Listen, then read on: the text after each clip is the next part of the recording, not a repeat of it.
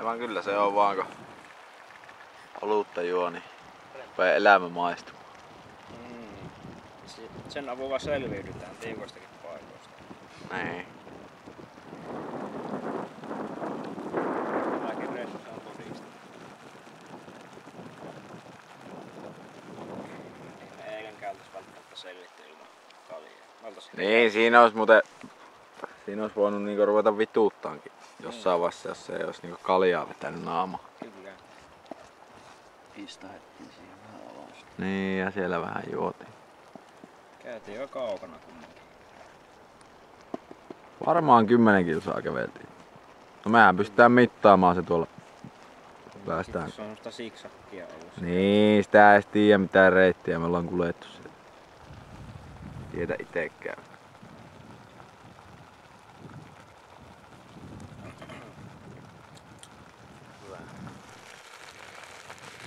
Siinä meidän keitokset tulossa.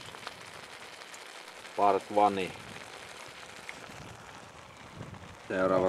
Seuraavaksi olisi jalostajan lihapulla. Eikö jauheliha kastikespaketti. Tää on halttu sen välillä.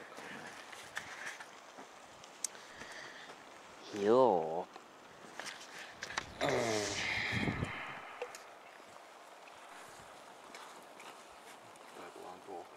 Leirielämää, ei enempää, ei vähempää.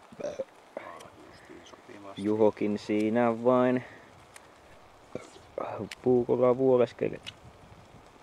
Lusikkaako sä teet? Joo, tämmönen niin. Pikkunen kauha voi vähän lapioida sillä.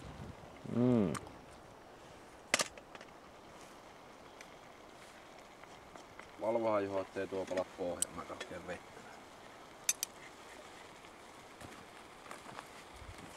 Juholla on valvontatehtävää.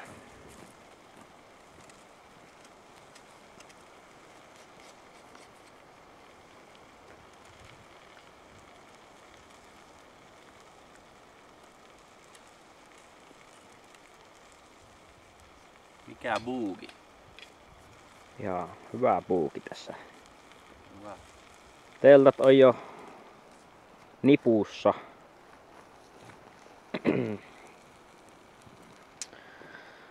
Syyä ja lähdetään talsimaan takaisin päin tässä. Kohti Morottajaa. Saadaan kamera-akkukin latauksia.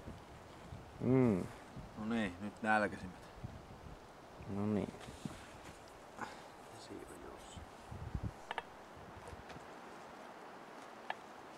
Otetaanpas siitä. Nyt on halpaa. Ei maksa mitään. Se on edullista.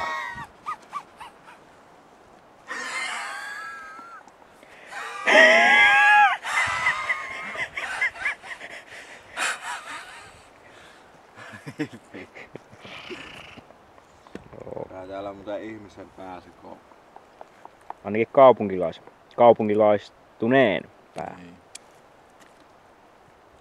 Rovaniemellähän mä oon syntynyt. Täällä mä lapsuuteni on viettänyt.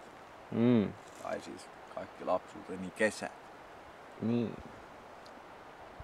Tää on Juhon kamera ihan selvästi. Tässä lukee, että SP.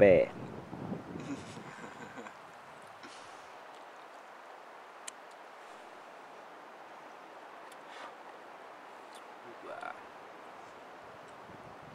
Joo. Ois saanut olla kauan. Pitäisikö meidän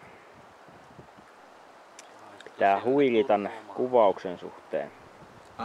Pitäisikö meidän pitää huili tän kuvauksen suhteen? No. Ruokatauko. Tuosta. Stop. Tosta se.